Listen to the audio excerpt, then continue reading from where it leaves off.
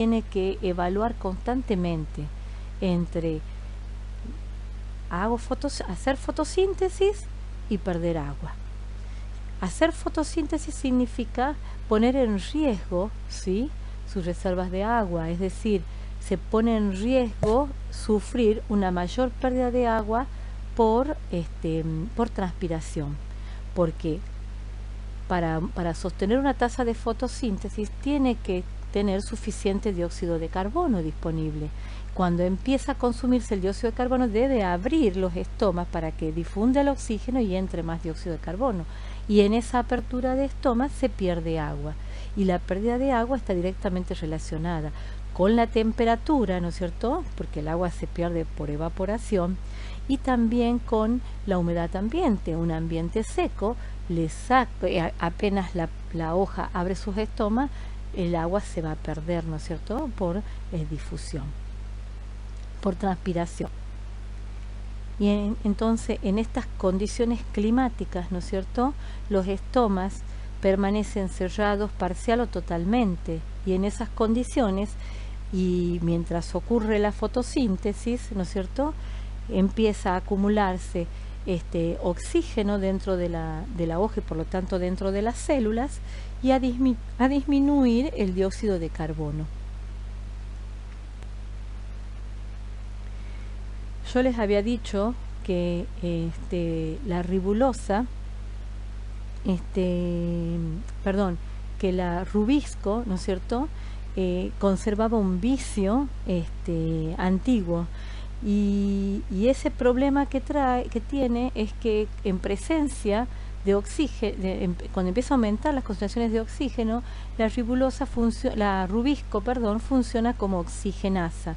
Entonces, en vez de formar fosfoglicerato fijando dióxido de carbono, que es como funciona normalmente, ¿no es cierto?, cuando está presente el oxígeno, lo que hace es oxidar la ribulosa a fosfoglicolato. Este proceso se llama fotorrespiración. La fotorrespiración no es buena para la planta, baja su rendimiento y su crecimiento. Bien. La fotorrespiración es una vía metabólica que es totalmente contraria a la fotosíntesis. Lo que hace es atenta contra el crecimiento de la planta. Fíjense ustedes, yo les marqué con rojo. Fíjense primero que nada que participan en toda la vía metabólica, tanto cloroplastos, peroxisomas como mitocondrias. Por eso, si ustedes ven en la fotografía del microscopio electrónico que tienen hacia la izquierda, y no es raro encontrar a veces en las células de plantas que sufren este tipo de procesos, ¿no es cierto?, cloroplastos, peroxisomas y mitocondrias muy cercanos, ¿sí?, espacialmente dentro de la célula. Es porque al estar, necesitan estar en continuidad, ¿no es cierto?, o muy cercanos para que esta vía ocurra, porque parte de la vía ocurre en los cloroplastos y parte en peroxisomas y en mitocondrias.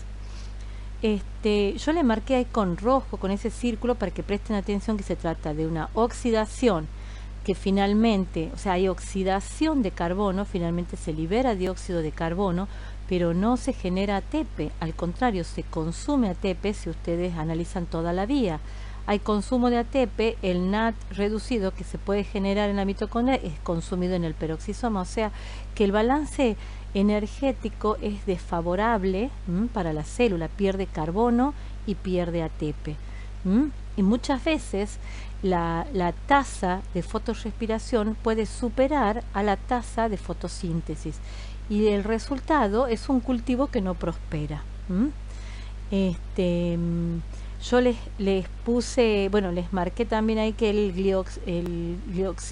glioxilato es uno de los intermediarios en el peroxisoma, y por eso es que a los peroxisomas a veces los van a encontrar dentro de la célula vegetal como glioxisomas.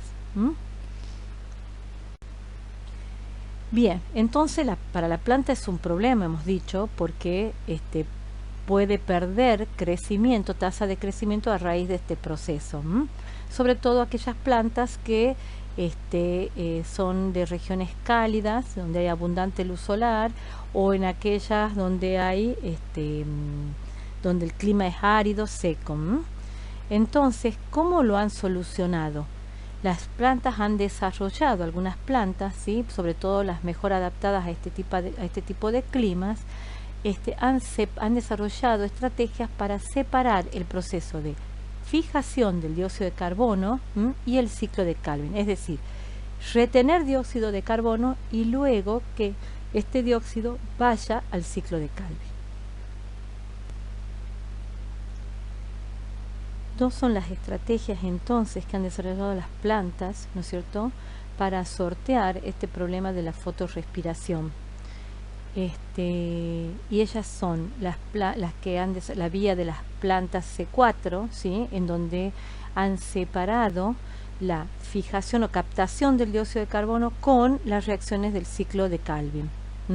Han separado espacialmente, es decir, en determinadas células se fija rápidamente dióxido de carbono de manera de favorecer, ¿no es cierto?, esa diferencia de concentración para que ingrese, cuando se abren los estomas, en la oportunidad en que se abren, sea mayor el ingreso del dióxido de carbono.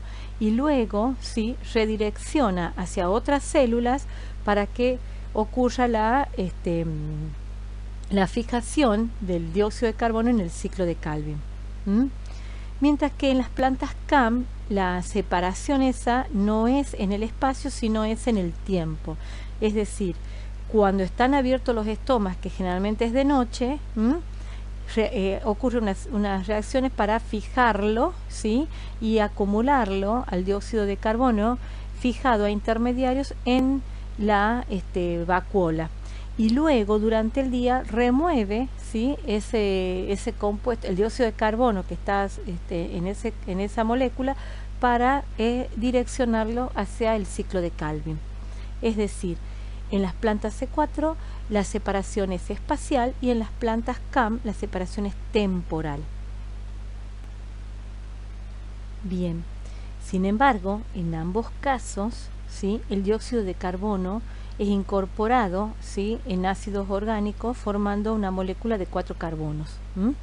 Es decir, esa es la fijación original. Lo que se consigue con eso es, en el momento en que se abren los estomas, ¿sí?, que no pueden permanecer mucho tiempo abiertos, por lo que hablamos de la situación climática en las cuales están adaptadas estas células. Entonces, el poco tiempo que los estomas pueden permanecer abiertos, tiene que haber una entrada de dióxido, la mayor cantidad de dióxido posible debe ingresar a la célula, y eso se consigue aumentando la diferencia de concentración. ¿Y cómo aumento? Entonces, a medida que va entrando el dióxido, lo convierto en otra molécula, que es lo que hace la planta. Al dióxido de carbono lo incorpora en un ácido orgánico, ¿sí?, de 4 carbonos. Esos ácidos orgánicos después van a liberar nuevamente dióxido de carbono hacia el ciclo de Calvin, para que pueda ingresar al ciclo de Calvin. Ahora, como decía recién, la separación de estas dos etapas en la vía C4 es una separación espacial, ya que la primera reacción ocurre en las células del mesófilo y el ciclo de Calvin ocurre en la célula de la vaina. Mientras que en las plantas CAM la separación es temporal. La primera etapa ocurre de noche, cuando los estomas permanecen abiertos porque la temperatura desciende, ¿sí?, y luego durante el día estos ácidos orgánicos vuelven a liberar dióxido de carbono, o sea, se vuelve a liberar dióxido de carbono para que pueda ingresar al ciclo de Calvin. Este tipo de plantas son los cactus, las piñas, las suculentas. Vamos a ver ahora la vía C4, comparándola con la vía C3, que es Bien, la anatomía de la hoja ya nos indica la diferencia entre una planta C4 y una planta C3. Las plantas C3, que son las que están adaptadas a climas templados, ¿sí?, la mayor cantidad de los cloroplastos están presentes en las células del mesófilo, donde se encuentra la rubisco lista para llevar a cabo la fijación del dióxido de carbono a la ribulosa 1,5-bifosfato. Mientras que las células túnicos vasculares prácticamente no contienen cloroplastos. En cambio, en una planta C4, ¿sí?, las células del mesófilo no tienen tantos cloroplastos como sí lo tienen las células túnicos vasculares. Las células del mesófilo tienen una enzima que se llama PEP-carboxilasa, que es la encargada de fijar el dióxido de carbono al fosfonolpiruvato. En cambio, las células túnicos vasculares son las que van a realizar, son las que tienen los cloroplastos, la mayor cantidad de cloroplastos, en donde la rubisco va a tener la función de fijar el dióxido de carbono a la ribulosa 1,5-bifosfato. Las plantas C3, ¿sí?, en días muy cálidos o secos tienden a cerrar parcialmente sus estomas, pero estas plantas están muy bien adaptadas a climas templados. En cambio, si las sometemos a climas muy áridos, seguramente vamos a tener una tasa de crecimiento muy limitada. Este tipo de plantas son el arroz, la cebada, el trigo, la soja. En cambio, las plantas C4 son las plantas adaptadas a climas más tropicales, como el maíz, la caña de azúcar, el mijo. Bien, en este esquemita, ¿no es cierto?, les presento una comparación entre los que son la vía C4, la C3 y la de las plantas CAM, que en las plantas C4 y en las plantas CAM se cumple la vía C4 y C3, mientras que en las plantas C3 solamente la vía C3. En las plantas C4, como habíamos visto, ¿no es cierto?, tienen una anatomía en la hoja que es diferente de las plantas C3, ¿no es cierto? Y cuando se abre los estomas, entra o difunde el dióxido de carbono, ¿sí?, que va a difundir hasta dentro de las células del mesófilo. El dióxido de carbono se disuelve a bicarbonato, ¿sí?, y va a ser transformado en el estroma de los cloroplastos por la fosfoenolpiruvato carboxilasa a oxalacetato, haciéndolo reaccionar con el fosfoenolpiruvato. El oxalacetato, ¿sí?, es luego transformado a malato y va a difundir hacia las células de la vaina. El malato, ¿sí?, luego es desdoblado en la célula de la vaina a piruvato y dióxido de carbono, y este dióxido de carbono es el que en los cloroplastos va a ingresar al ciclo de Calvin. Como verán, hay una separación espacial entre la incorporación del dióxido de carbono, ¿no es cierto?, a un ácido de 4 carbono, y luego la liberación a partir de esta molécula del dióxido de carbono y el ingreso al ciclo de Calvin. Ocurre esto en dos células separadas. Esto lo que asegura es un constante suministro de dióxido de carbono a la rubisco. Entonces la rubisco acá tiene todo el tiempo disponible dióxido de carbono, que se lo asegura, ¿no es cierto?, la difusión a través del estoma, porque inmediatamente es convertido, ¿no es cierto?, a un intermediario. Por eso siempre se mantienen bajo los niveles de dióxido de carbono dentro de la célula.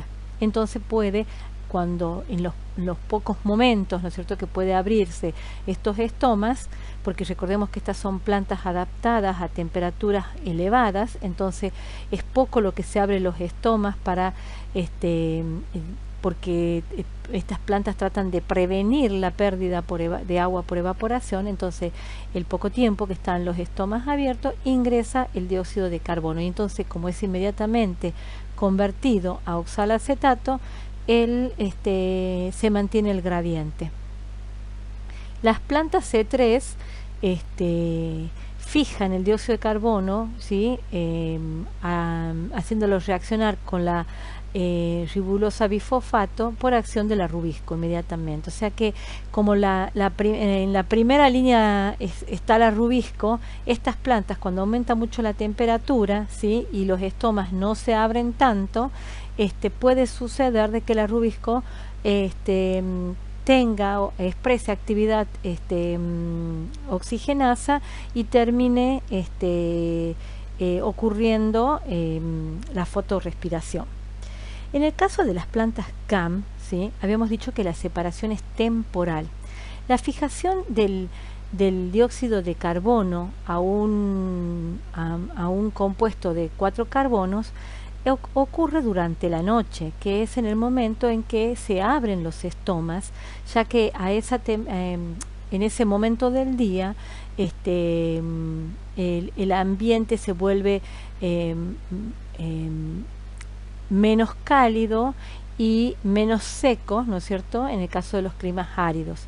Entonces, la pérdida por evaporación es menor que si se abrieran durante el día. Por eso, a la noche es cuando el dióxido de carbono que difunde es inmediatamente convertido a oxalacetato, haciéndolo reaccionar con el fosfonolpiruvato. Esto lo cataliza la PEP-carboxilasa, ¿no es cierto? Y el oxalacetato, bueno, se transforma en malato, y el ácido málico es conservado, almacenado provisoriamente, ¿no es cierto?, en la vacuola. Por eso es que durante la noche hay una acidificación, ¿no es cierto?, de las células. Cuando durante el día empieza a liberarse ácido málico desde la vacuola para poder entregarse dióxido de carbono al ciclo de Calvin, el ácido málico es desdoblado a piruvato y dióxido de carbono, el dióxido de carbono ingresa al cloroplasto y empieza el ciclo de las reacciones del ciclo de Calvin. Entonces empieza a disminuir la acidez que había aumentado durante la noche.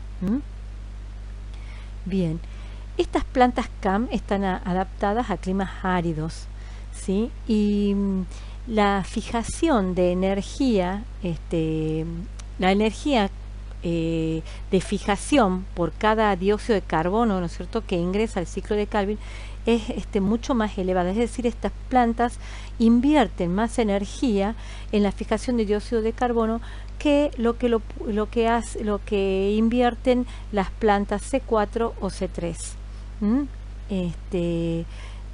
Sin embargo, bueno, es una muy buena adaptación para asegurar o prevenir, mejor dicho, la fotorrespiración en un ambiente altamente cálido y seco. La tasa de fotorrespiración es muy baja en estas plantas y así también en las plantas C4. Sin embargo, en las plantas C3, que están adaptadas a climas templados, apenas aumenta la temperatura, empieza a ocurrir fotorrespiración. Esto es un aspecto que prestan mucha atención los agrónomos, porque la fotorrespiración de alguna manera le juega en contra, ¿no es cierto?, a la tasa de crecimiento de las plantas.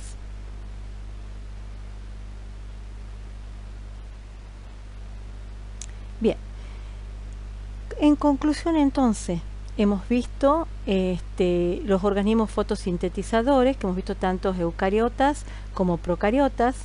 Hemos visto que la fotosíntesis ocurre en organelas especializadas como son los cloroplastos, ¿sí? Hemos visto que hemos repasado la teoría de la endosimbiosis. Recuerdan que los cloroplastos se formaron como consecuencia de la fagocitosis de un procariota autótrofo por parte de una célula hospedadora eucariota ancestral. Entonces, este procariota que ha sido fagocitado ha sobrevivido dentro de la célula hospedadora porque le ha significado, ¿no es cierto?, una ventaja adaptativa. Hemos visto que estos cloroplastos, ¿sí?, presentan, hemos visto la ultraestructura de estos cloroplastos, y hemos visto que en los tilacoides, ¿sí?, en la membrana del tilacoide, es donde ocurren todas las reacciones, ¿sí?, de la fase lumínica, que son las que van a proveer el ATP y el poder reductor necesario para que ocurran las reacciones del ciclo de Calvin, ¿sí?, de fijación del dióxido de carbono, que no es otra cosa que la incorporación de carbono inorgánico, ¿sí?, en una molécula, ¿sí?, orgánica de 3 carbono, que es la que se desprende del ciclo de Calvin para seguir las vías de la biosíntesis de azúcares, aminoácidos, ácidos grasos. Estas moléculas orgánicas, si no son oxidadas por la propia célula, van a ser dirigidas y almacenadas en órganos de reserva, en el caso del cuerpo del vegetal, y luego pueden ser ingeridas por organismos heterótrofos, ¿sí? El oxígeno que se forma como consecuencia de la fotólisis del agua en el fotosistema 2 va a difundir a través de las membranas biológicas, tanto del cloroplasto como de la célula fotosintetizadora, ¿sí?, y luego va a difundir hacia el medio externo. Ese oxígeno es el que es utilizado por organismos heterótrofos, ¿no es cierto?, para la respiración celular. También puede ser utilizado en la respiración celular, ¿no es cierto?, de algunas células del cuerpo del vegetal. La bibliografía que ustedes pueden consultar, ¿sí?, para estudiar este tema es la que se les presenta. Si tienen que elegir un libro, elijan el primero que se les indica siempre.